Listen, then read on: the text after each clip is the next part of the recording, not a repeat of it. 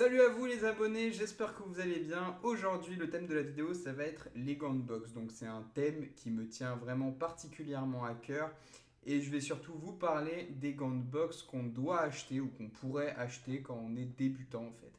Quand on est débutant, c'est vrai, on n'a pas envie d'investir des masses dans un truc qu'on va pas forcément pratiquer sur le long terme. Peut-être que la boxe ne va pas vous plaire, que vous n'êtes pas fait pour ça. Et donc malheureusement, vous allez passer à un autre sport. Donc moi, pour vous éviter d'investir des 80, des 90, des, je sais pas, des 100 euros dans une paire de gants, j'ai quand même sélectionné quelques gants qui sont vraiment potables, je pense, pour commencer la boxe. Avec le temps que j'ai pratiqué ce sport, j'ai quand même un panel assez large de marques de gants de boxe et de modèles de gants de boxe.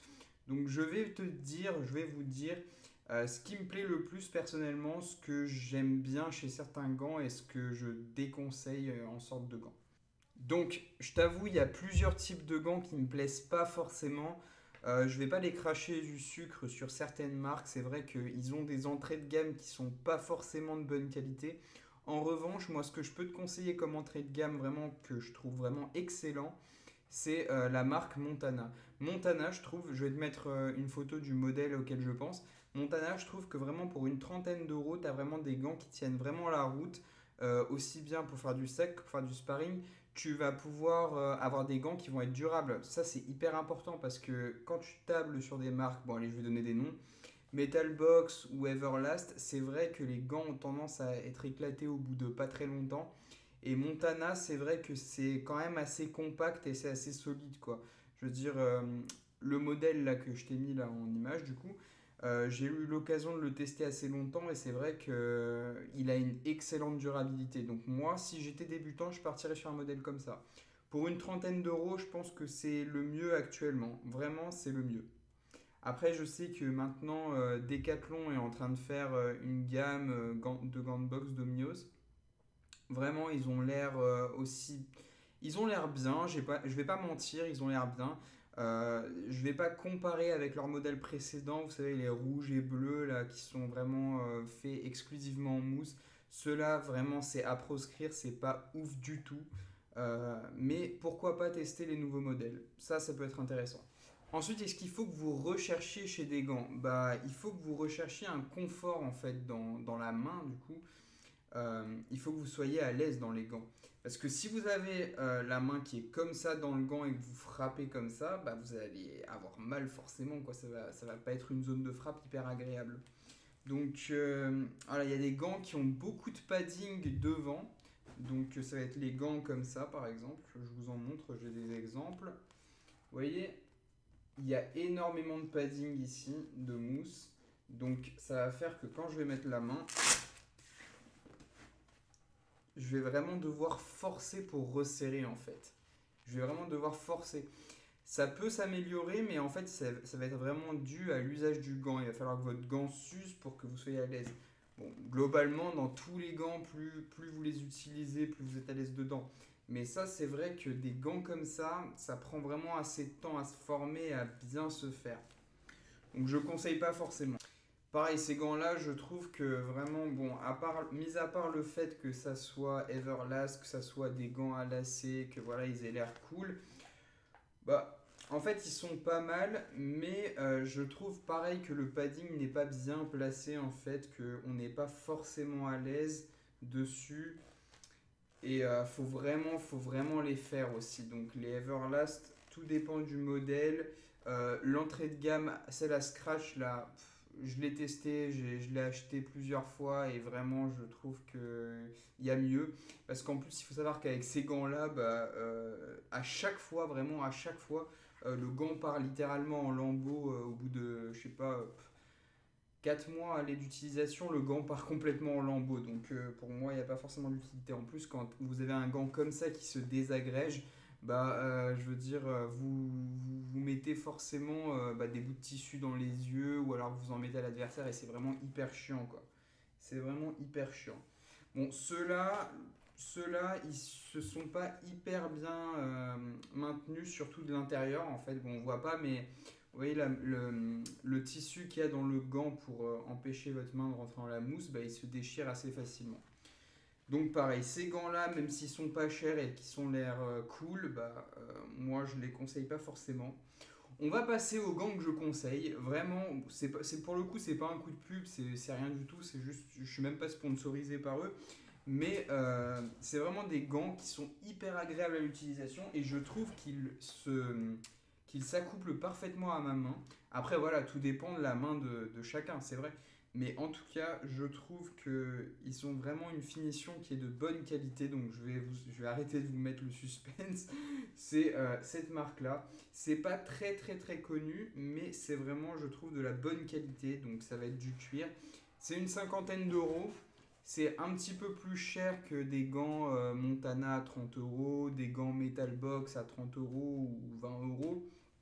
Mais honnêtement, je trouve que ça vaut vraiment le coup de mettre ces 20 euros de plus quoi, sur des gants d'une meilleure qualité. Parce que pour le coup, vraiment, je trouve que le padding est vraiment bien calé en face des métacarpes, des phalanges, pardon, et des métacarpes, du coup. Et le rembourrage est top parce qu'en vrai, il y a vraiment un bon rembourrage. Le truc est épais, quoi. Il est hyper épais. Et malgré le fait que ça soit épais, en fait, on perd pas en contact. En fait, c'est vraiment genre, on sent vraiment l'impact, quoi. C'est pas comme si vous aviez un gros gant, enfin un gant, je prends l'exemple des Metal Box parce que vraiment ils m'ont marqué. Je sais pas si vous voyez les gants Metal Box, je vous mettrai une photo de ces gants-là. Mais en fait, ils ont vraiment une mousse incroyablement dense sur le haut. Ça fait une espèce de boule, littéralement. Donc ces gants-là, le problème avec eux, c'est qu'on sent pas quoi, on sent pas la frappe. Donc c'est génial pour les combats amateurs où on va vouloir protéger les deux boxeurs. Mais c'est vrai que si vous allez faire du sac avec, c'est compliqué parce que, enfin, voilà, s'il y a trop de padding, vous n'allez pas sentir la frappe et c'est un peu chiant quoi. Donc voilà, ça c'est mon coup de cœur honnêtement. Ring Cage, je sais qu'ils font des modèles un peu plus chers, donc un peu plus élaborés, mais franchement ce modèle-là c'est l'entrée de gamme, il me semble, c'est une cinquantaine d'euros, voilà. Je trouve que vraiment, vraiment, vraiment ça vaut le coup d'investir dans ces gants-là, ça vaut vraiment le coup. Après voilà, comme je vous dis, c'est des gants pour débuter la boxe. C'est pas non plus des Cleto Reyes ou des gants Rival quoi. C'est une entrée de gamme pour débuter la boxe et pourquoi pas pour les boxeurs confirmés pour s'entraîner tous les jours hein, parce qu'on n'a pas forcément besoin d'avoir des gants flambant neufs, des gants qui coûtent 200 euros. Voilà, il n'y a pas forcément besoin de ça. Qu'est-ce que je voulais vous dire aussi? Oui, il y a des marques aussi, il y a Venom par exemple, mais Venom, c'est vrai que je suis pas très fan. Après, tout ce qui est gants de boxe thaïlandaise du style Twins, qu'est-ce qu'il y a d'autre? Qu'est-ce qu'il y a d'autre comme gants de boxe thaïlandaise? Oh, j'ai que Twins sous la main pour l'instant, mais voilà, ils ont tendance à mettre énormément de pads sur le gant de manière générale. Et puis, il y a juste ici un petit velcro qui vous tient le poignet. Donc, moi, ce que je reproche vraiment à ces gants, c'est qu'ils sont pas assez. Ils insistent pas en fait assez sur la sécurité du poignet. Parce que quand vous frappez comme un bœuf dans un sac ou un truc comme ça, les poignets ils prennent vraiment hyper cher quoi. Donc, pour moi, des bonnes bandes donc des bandes de 2 mètres, 2 mètres 5, 3 mètres si vous trouvez, 40 mètres si vous trouvez, c'est vraiment le top et il faut les combiner avec des gants qui ont vraiment une bonne protection au niveau du poignet, quoi. C'est indispensable. Indispensable. Donc écoutez, j'espère que vous avez aimé cette vidéo, qu'elle vous aura été utile si vous recherchez à acheter des gants de boxe pour débuter justement ce sport. Donc voilà, c'était vraiment un petit aperçu de ce qu'on peut trouver des marques les plus intéressantes, je pense. Donc pour résumer, voilà, c'est moi si je débutais la boxe maintenant, je prendrais soit les Montana que je vous mettrai en description aussi, soit Ring Cage. Et pourquoi pas tester les gants Domios de Decathlon, pourquoi pas. Mais après, tout ce qui est Everlast entrée de gamme, Metal Box entrée de gamme, vraiment s'il n'y a pas le choix quoi. Ah et tant que j'y suis, je me suis acheté une petite corde sur Amazon, donc c'est une corde de la marque justement Amazon Basics. Je me suis dit, allez je l'intègre à la vidéo, comme ça je leur montre un petit peu aussi, on va dire le reste du matos que j'achète. Donc je vais ouvrir ça avec vous, je vais vous montrer ce qu'il en est. Franchement, honnêtement, elle avait l'air vraiment stylée quand je l'ai achetée. Je vais vous dire. C'est un petit peu les cordes du style CrossFit, vous savez, avec le câble en fer et tout, histoire de bien faire des belles figures d'aller vite et tout.